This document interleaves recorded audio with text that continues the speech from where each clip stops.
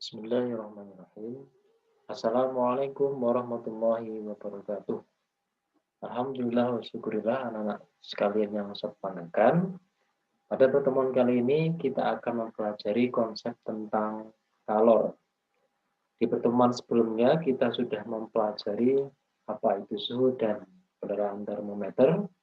Sekarang kita pelajari tentang kalor, yaitu perpindahan sebagian energi dalam dari suatu zat ke zat lain karena adanya perbedaan suhu.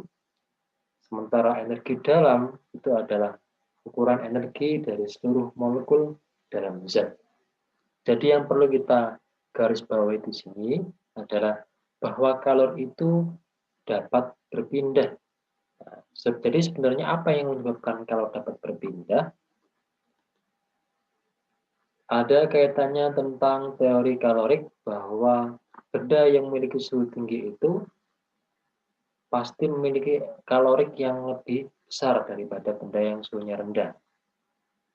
Sehingga dalam teori kinetik dijelaskan bahwasannya benda yang panas, partikel akan bergerak dengan cepat, sehingga energi yang lebih besar daripada partikel tersebut daripada benda yang lebih dingin. Nah, dalam persamaan kalor ada hubungan antara kalor yang diberikan dengan kenaikan suhu. Ini artinya pengaruh kalor terhadap kenaikan suhu. Dari gambar kita bisa melihat bahwasannya apabila ada sebuah gelas berisi air kemudian dimasukkan pemanas celup, sehingga kita bisa mencermati ketika kita aduk airnya, termometer akan menunjukkan kenaikan yang lebih signifikan karena partikel air bergerak lebih cepat akibat kita aduk tadi.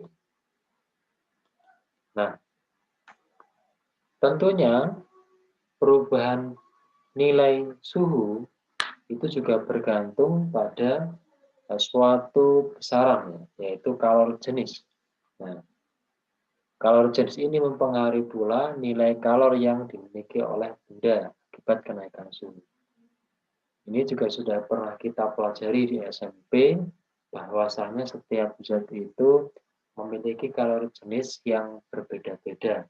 Kita bisa lihat dari tabel, ya, kalori jenis setiap bahan itu, setiap zat itu berbeda.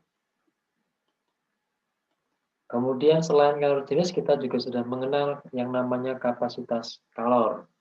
Kapasitas kalor adalah banyaknya kalor yang diperlukan untuk menaikkan suhu sebanyak atau sebesar 1 derajat Celcius. Persamanya seperti pada slide.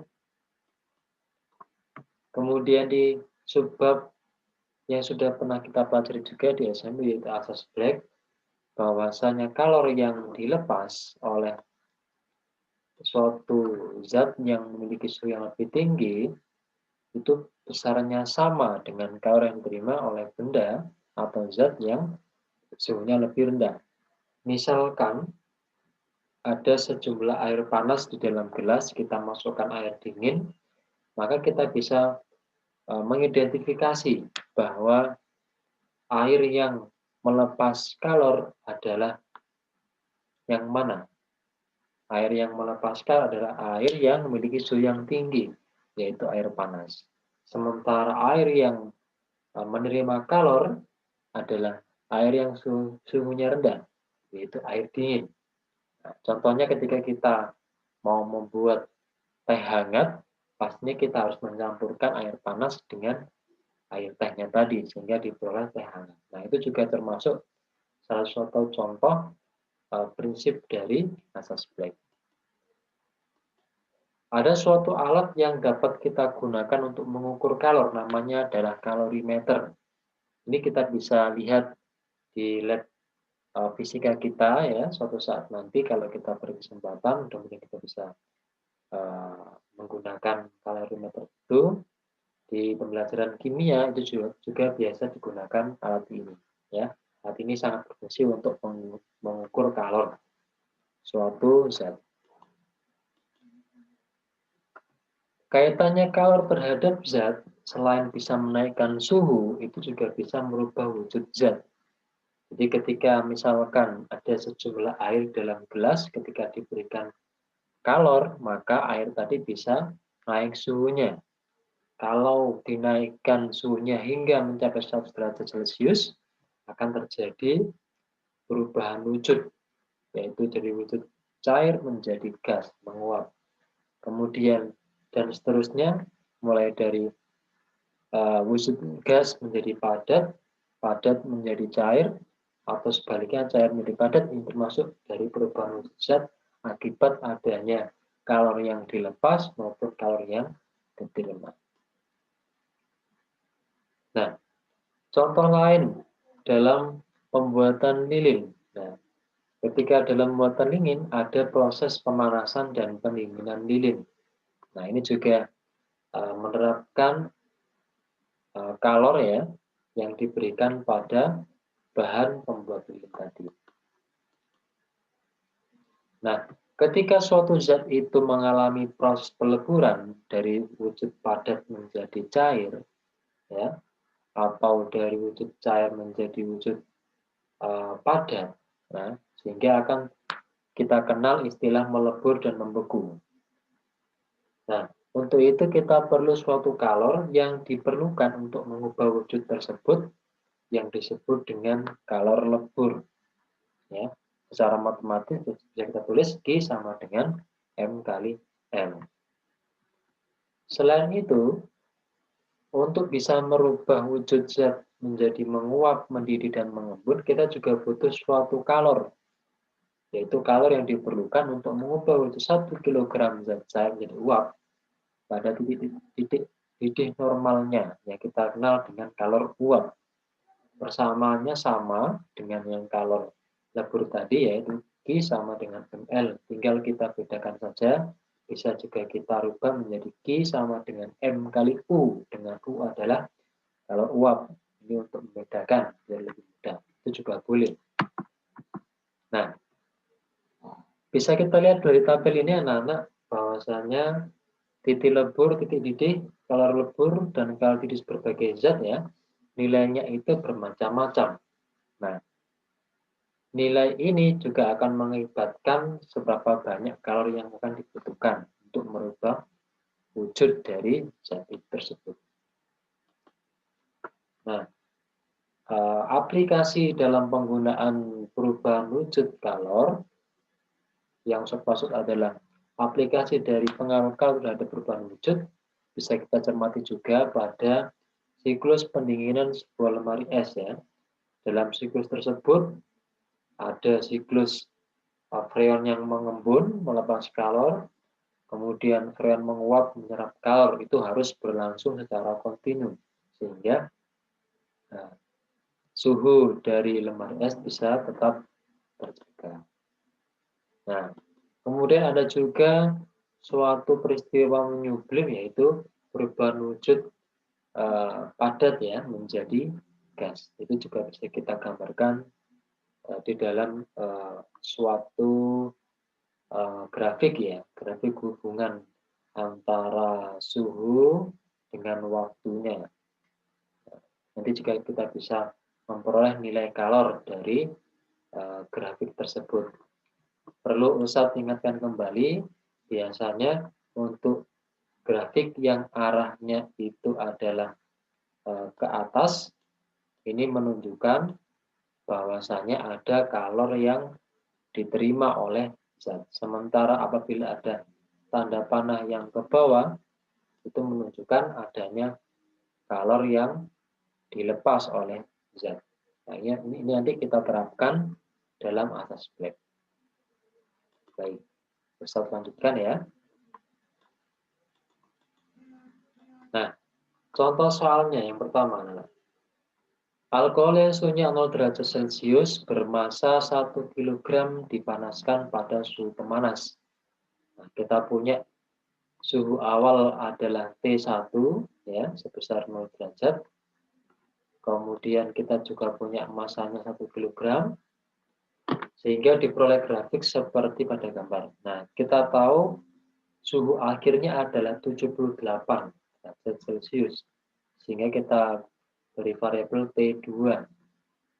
Nah, kalor yang dibutuhkan alkohol dari keadaan suhu 0 derajat sampai mencapai 78 dan seluruhnya berubah wujud adalah, maka caranya adalah anak-anak, kita lihat dari grafik alkohol yang awalnya suhunya 0 derajat, ya, ketika diberikan kalor, kita beri nama kalor Q1, grafik yang arahnya ke atas itu menunjukkan grafik yang menunjukkan zat itu mengalami kenaikan suhu. Kemudian ketika alkohol itu sudah mencapai suhu 78 derajat Celcius, grafiknya berubah menjadi horizontal. Grafik horizontal menunjukkan grafik itu merupakan grafik yang menunjukkan zat mengalami perubahan wujud. Jadi diingat-ingat kembali, grafik yang arahnya itu ke atas berarti ada kenaikan suhu. Kalau arahnya ke bawah, berarti penurunan suhu. Kemudian kalau grafiknya datar atau horizontal, berarti itu menunjukkan zat itu mengalami perubahan wujud. Nah, ada Q1 dan juga ada Q2. Jadi langkah awalnya anak-anak, kalian cari dulu nanti nilai Q1, ya. Kalor yang dibutuhkan alkohol untuk menaikkan suhu adalah massa dari alkohol 1 kg, atau kita tulis dulu rumusnya, Mc massa kali kalor jenis alkohol, ya, dikali delta T, perubahan suhunya. Ini kalau kita masukkan massa yang tadi adalah 1, kemudian kalor jenis alkohol diketahui sebesar 2400 Joule per kilogram derajat Celcius. Nah, sehingga untuk massa tetap 1 kg, ya, 2400 kali perubahan suhunya dari 0 derajat menuju 78, berarti delta T-nya adalah T2 min T1 atau 78 dikurangi 0. Ya, 78 dikurangi 0 atau sama dengan 78. Nanti kalian bisa mengetahui berapa nilai Q1-nya. Kemudian kita masuk di kalor yang kedua, anak-anak. Kalor yang kedua adalah kalor yang dibutuhkan alkohol untuk berubah wujud dari wujud cair menjadi gas. Sehingga kita gunakan rumus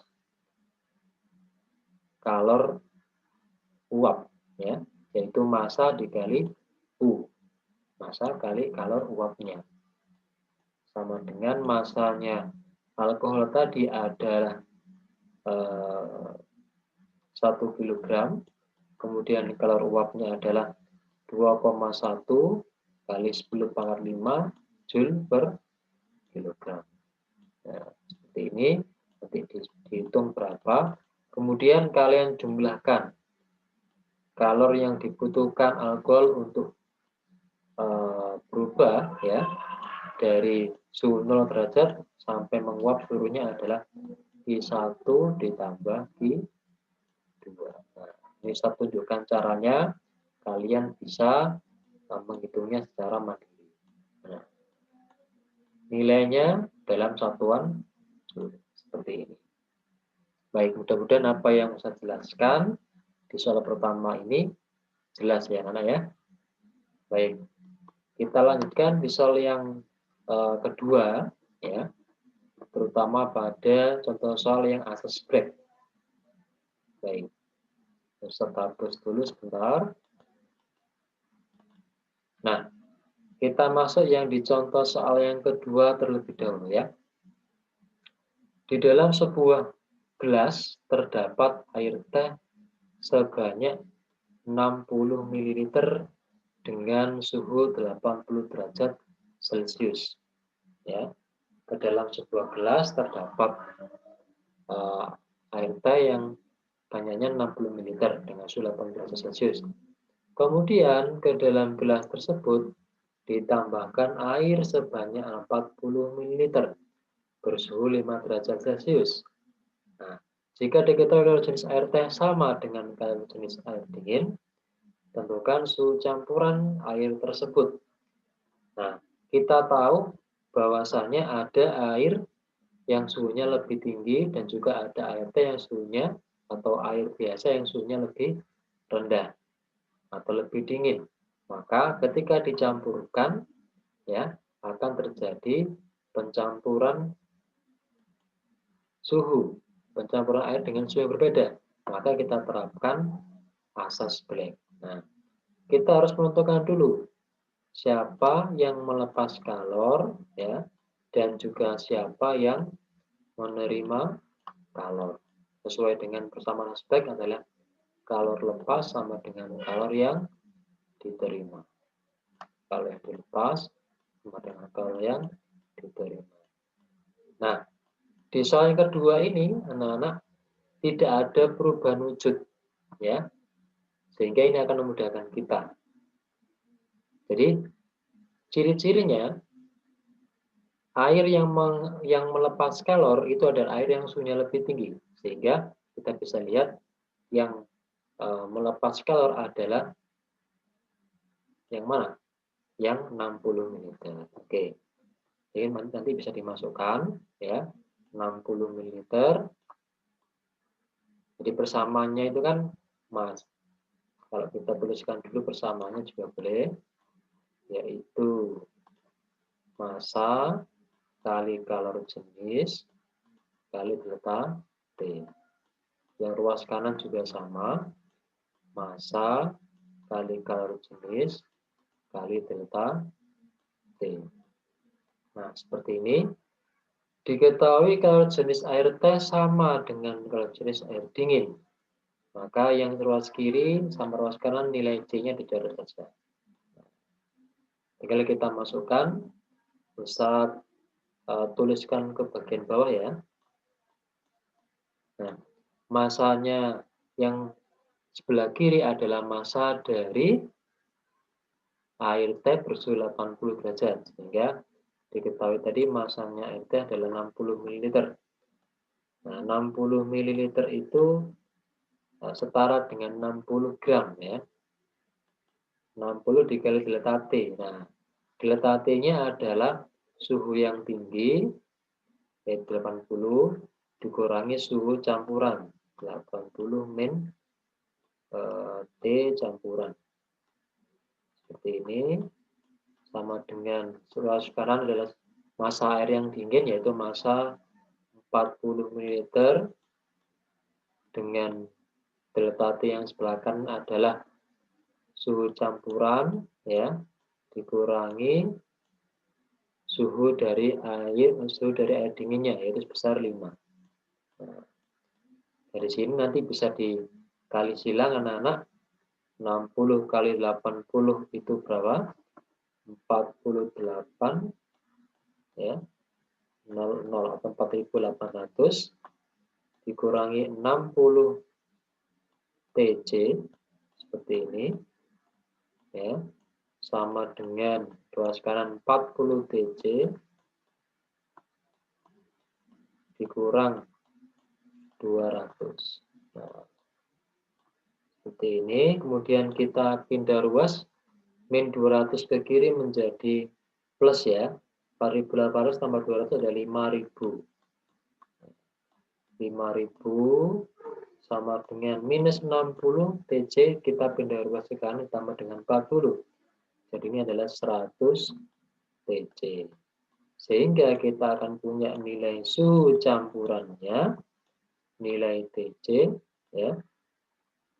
Nilai TC adalah sebesar 5.000 di 100, 50 derajat Celcius. Seperti ini anak-anak. Ini contoh soal untuk asas Black ya.